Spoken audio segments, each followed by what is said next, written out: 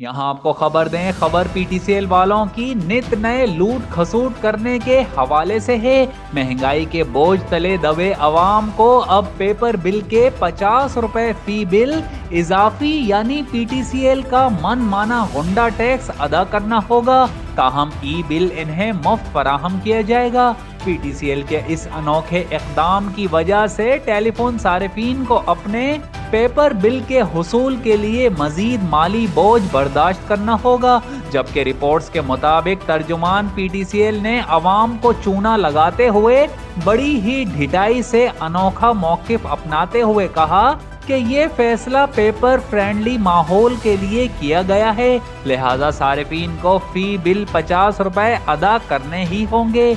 चोरी ऊपर से सीना जोरी, ऐसा पहली बार होगा कि सारिफीन को अपना ही बिल लेने के लिए भी पैसे देना पड़ेंगे, जिससे अवाम पर लाखों रुपए का इजाफी माली बोझ डाला जाएगा और पीटीसीएल की आमदनी में भी लाखों रुपए का इजाफा होगा।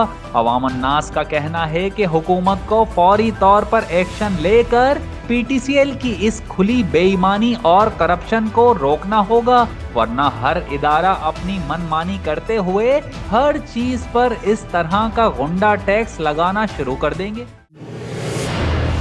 जियो सच के संग।